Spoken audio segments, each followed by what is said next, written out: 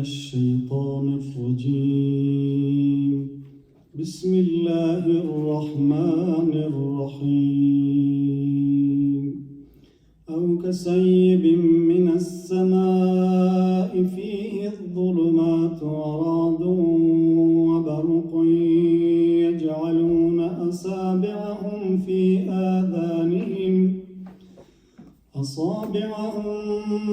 آذانهم من الصواعق حذر الموت والله محيط بالكافرين. يكاد البرق يخطف أبصارهم كلما أضاء لهم مشوا فيه وإذا أظلم عليهم قاموا ولو شاء الله لذهب بسمعهم وأبصارهم إن الله على كل شيء قدير. يا أيها الناس اعبدوا ربكم الذي خلقكم والذين من قبلكم لعلكم تتقون. الذي جعل لكم الأرض فراشا والسماء بناء وأنزل من السماء ماء فأخرج به من الثمرات رزقا لكم فلا تجعلوا لله أندادا وأنتم تعلمون. وإن كنتم في ريب مما نزلنا على عبدنا فأتوا بسورة من مثله وادعوا شهداءكم من دون الله إن كنتم صادقين. فإن لم تفعلوا ولن تفعلوا فاتقوا النار التي وقودها الناس والحجارة أعدت للكافرين. وبشر الذين آمنوا وعملوا الصالحات أن لهم جنات تجري من تحتها الأنهار كلما رزقوا منها من ثمرة رزقا قالوا هذا الذي رزقنا من قبل وأتوا به متشابها ولهم فيها أزواج مطهرة وهم فيها خالدون. إن الله لا يستحي أن يضرب مثلا ما بعوضة فما فوقها فأما الذين آمنوا فيعلمون أنه الحق من ربهم وأما الذين كفروا فيقولون ماذا أراد الله بهذا مثلا يضل به كثيرا ويهدي به كثيرا وما يضل به إلا الفاسقين. الذين ينقضون عهد الله من بعده ميثاقه ويقطعون ما أمر الله به أن يوصل ويفسدون في الأرض أولئك هم الخاسرون. كيف تكفرون بالله وكنتم أمواتا فأحياكم ثم يميتكم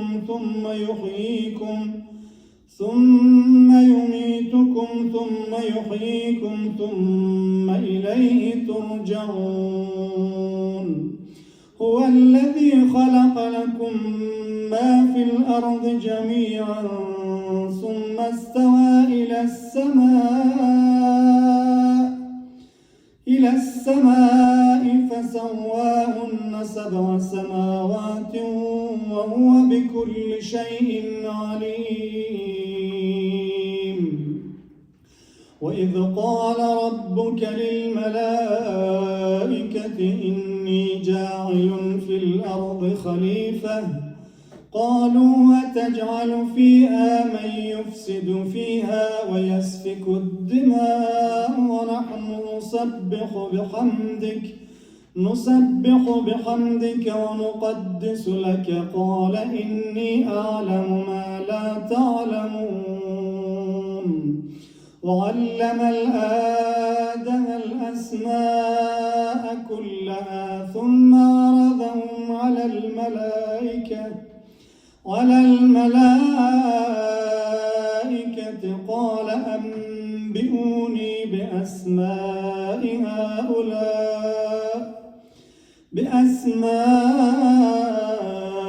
هؤلاء إن كنتم صادقين قالوا سبحانك لا علم لنا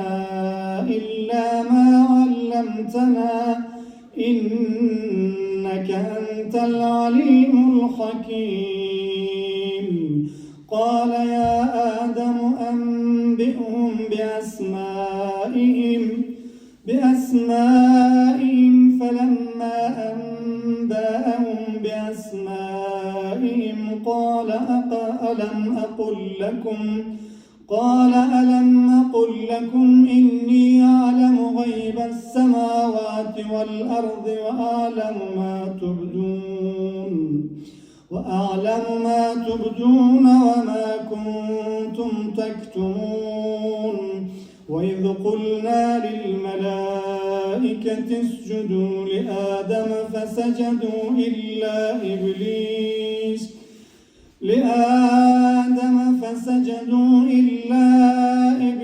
أبى واستكبر وكان من الكافرين وقلنا يا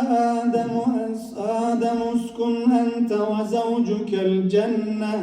وزوجك الجنة وكلا منها رغدا حيث شئتما ولا تقربا هذه الشجرة فتكونا من الظالمين فأزلهما الشيطان عنها فأخرجهما مما كانا فيه وقلنا اهبطوا بعضكم لبعض عدو ولكم في الأرض مستقر ومتاع إلى حين فتلقى آدم من ربه كلمات فتاب عليه إنه هو التواب الرحيم قلنا اهبطوا منها جميعا فإما يأتينكم مني هدى فمن اتبع هداي فلا خوف عليهم ولا هم يحزنون والذين كفروا وكذبوا بآياتنا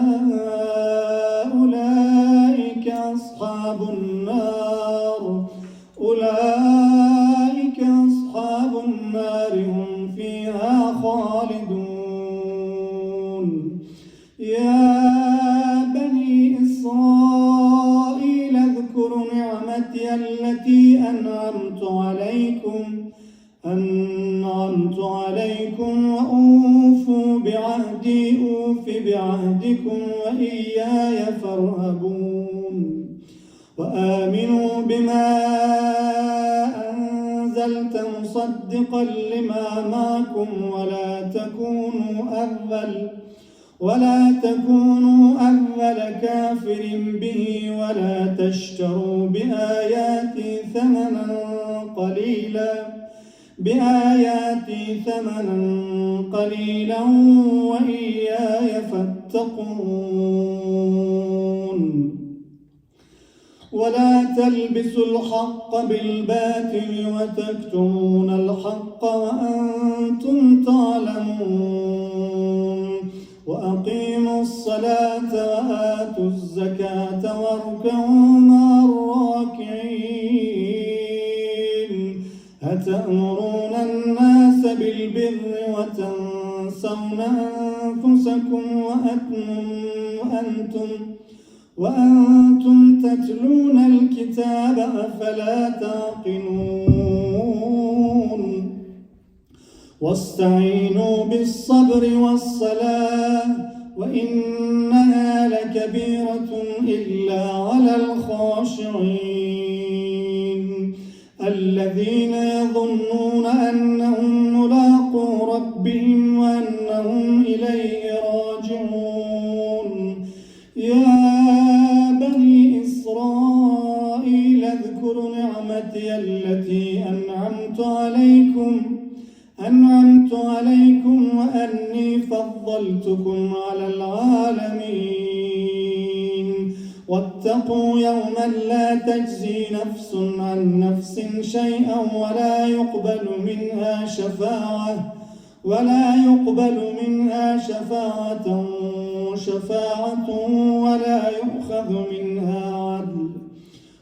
يؤخذ منها عدل ولا هم ينصرون وإذ نجيناكم من آل فرعون يسومونكم سوء العذاب يذبحون أبناءكم ويستحيون نساءكم وفي ذلكم بلاء من ربكم عظيم وإذ فرقنا بكم البحر فأنجيناكم وأغرقنا آل فرعون وأنتم تنظرون وإذ واعدنا موسى 40 ليلة ثم اتخذتم العجل من بعده وأنتم ظالمون ثم عفونا عنكم من بعد ذلك لعلكم تشكرون وإذ آتينا موسى الكتاب والفرقان لعلكم تهتدون وإذ قال موسى لقومه يا قوم إنكم ظلمتم أنفسكم باتخاذكم العجل فتوبوا إلى بارئكم فاقتلوا أنفسكم ذلكم خير لكم عند بارئكم فتاب عليكم إنه هو التواب الرحيم وإذ قلتم يا موسى لن نؤمن لك حتى نرى الله جهرة فأخذتهم الصاعقة وأنتم تنظرون ثم بعثناكم من بعد موتكم لعلكم تشكرون وظللنا عليكم الغمام وأنزلنا عليكم المن والسلوى كلوا من طيبات ما رزقناكم وما ظلمونا ولكن كانوا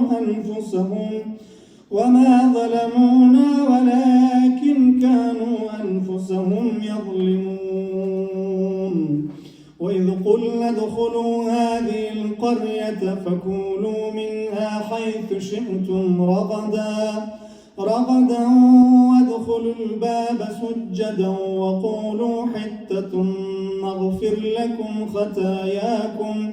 وسنزيد المحسنين فبدل الذين ظلموا قولا غير الذي قيل لهم فأنزلنا على الذين ظلموا رجزا من السماء بما كانوا يفسقون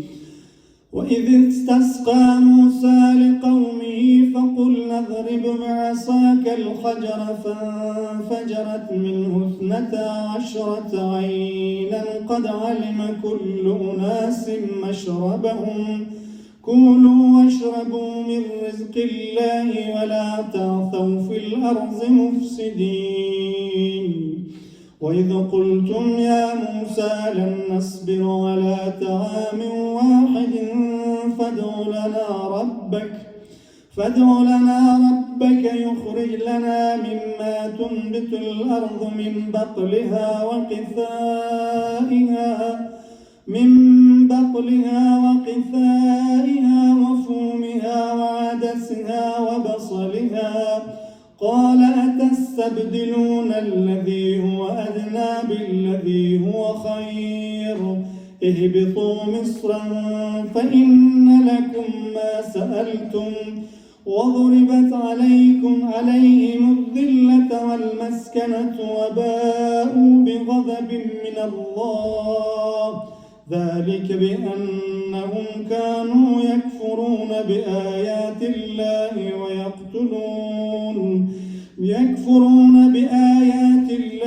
ويقتلون النبيين بغير الحق ذلك بما عصوا وكانوا يعتدون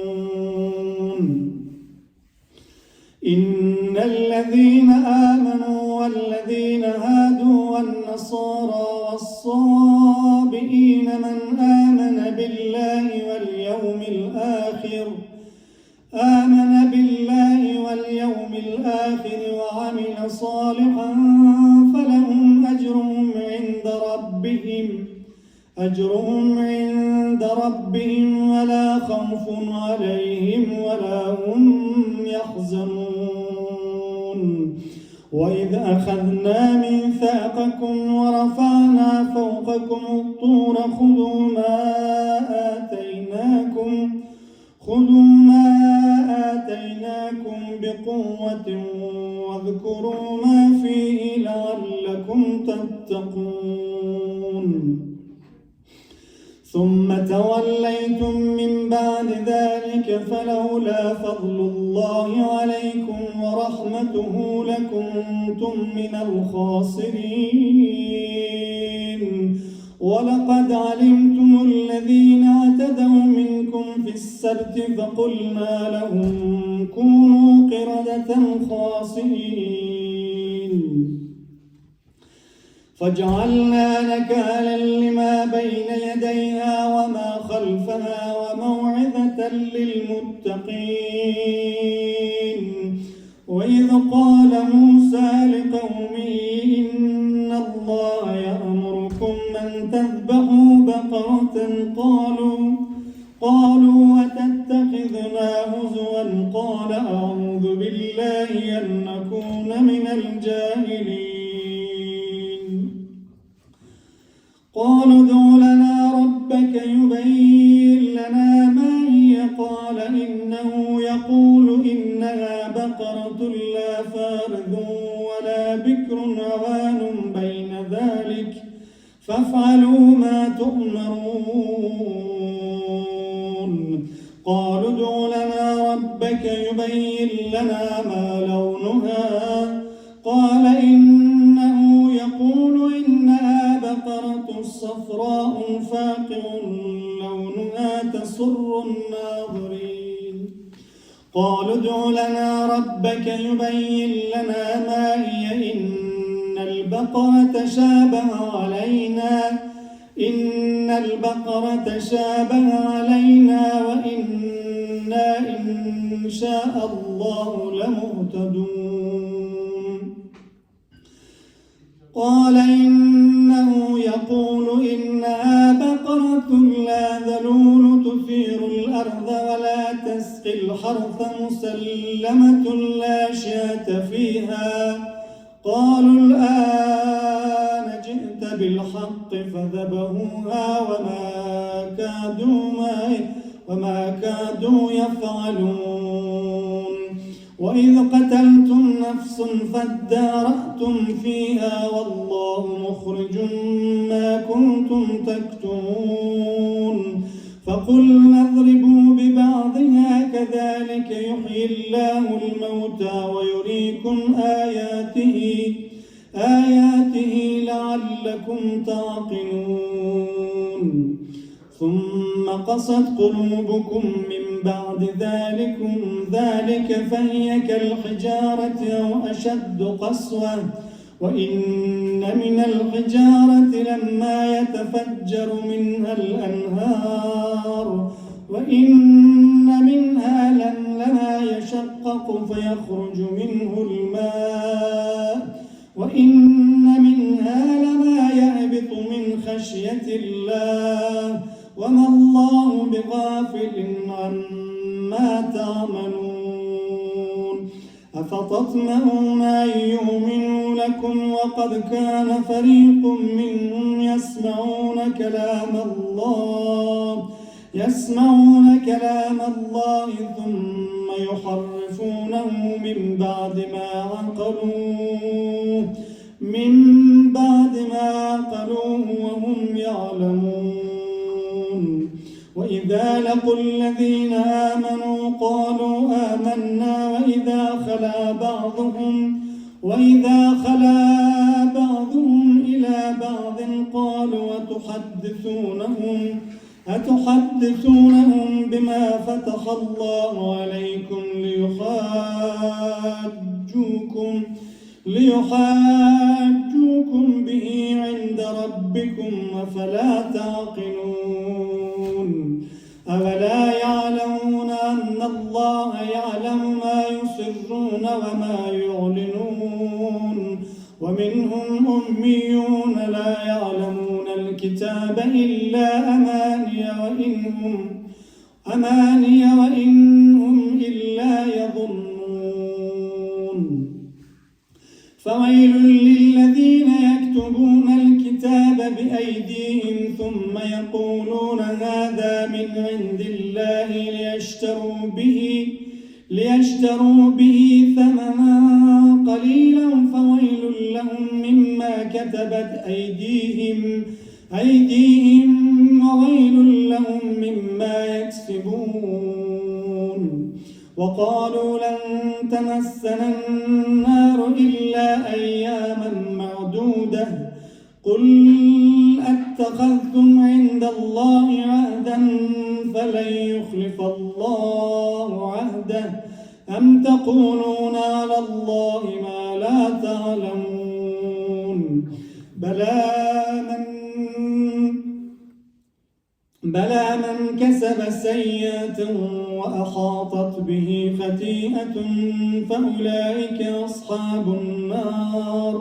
أصحاب النار هم فيها خالدون والذين آمنوا وعملوا الصالحات أولئك أصحاب الجنة هم فيها خالدون وإذ أخذنا ميثاق بني إسرائيل لا تعبدون إلا الله وبالوالدين إحسانا وذي القربى واليتامى والمساكين وقولوا للناس حسنا وأقيموا الصلاة وآتوا الزكاة ثم توليتم إلا قليلا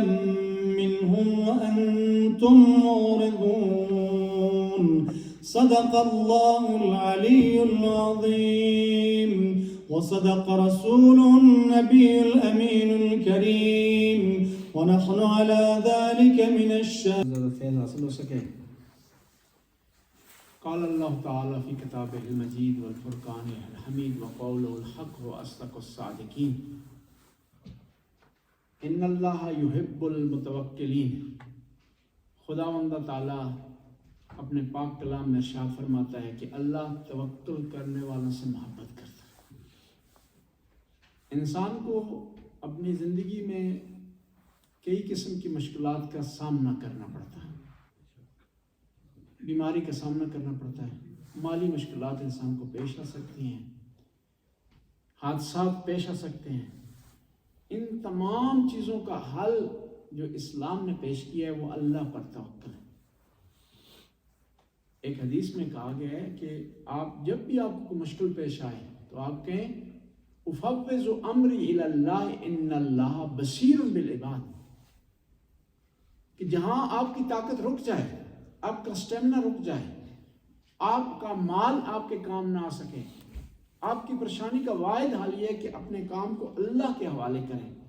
وَمَن يَتَّقِ اللَّهَ يَجْعَل لَّهُ مَخْرَجًا، جو آدمی اللہ سے ڈرتا ہے خدا اس کے لیے آسانی قرار دیتا ہے۔ وَيَرْزُقْهُ مِنْ حَيْثُ لَا يَحْتَسِبُ، اور اس کو ایسے وسیلے سے رزق عطا کرتا ہے کہ وہ سوچ نہیں سکتا۔ وَمَن يَتَوَكَّلْ عَلَى اللَّهِ وَحَسْبُهُ، جو آدمی اللہ پر توکل کرتا ہے اللہ اس کے لیے کافی ہوتا ہے۔ ان اللہ بالغ امرہ، خدا اپنے کاموں پر دسترس رکھتا ہے۔ ہمارے نبی کریم نے جب تبلیغ کا آغاز کیا، نہ مال تھا، نہ پیسہ تھا، نہ افرادی قوت تھی، صرف اللہ پر توکل تھا۔ دیکھیں اتنے بڑے عربوں کا مقابلہ کیا، ٹکر کی۔ ایران کے انقلاب کی یہی بات ہے کہ انقلاب کے شروع سے لے کر آج تک جو انقلاب چل رہا ہے توکل کی بنیاد پر چل رہا ہے۔ جتنی سینکشن ایران پر لگی جتنی امریکہ پر لگتی وہ بھی رک جاتا۔ جتنا پروپیگنڈا ایران کے خلاف ہو رہا ہے اتنا پروپیگنڈا دنیا کے کسی ملک کے خلاف بھی ہوتا ہے بیٹھ جاتا، لیکن ایران کا۔ اور نبی کریم کی توکل کی مثال آپ کے میں عرض کرتا ہوں۔ نبی کریم ایک دفعہ جنگ کے دوران اپنے اصحاب سے دور ہو گئے، فاصلے پر چلے گئے، آرام فرما رہے تھے تو ایک دشمن کے ایک فرد نے موقع غنیمت سمجھا، اور موقع غنیمت سمجھتے ہوئے اس نے کیا کیا، آ کر کے آپ جب آرام کی حالت میں تھے تلوار آپ پر تان لی اور کہا کہ محمد آپ کو اب میرے ہاتھوں سے کون بچائے گا؟ تو پیغمبر نے ارشاد فرمایا میرا اللہ بچائے گا۔ جی 1-2 منٹ ہے، تھوڑا ایک اسٹینڈا مل جائے اذان دینے کا نا، طاقت مل جائے، کافی ہمیں پڑھا ہے ایک کام نیرو بگری برائے اعظم۔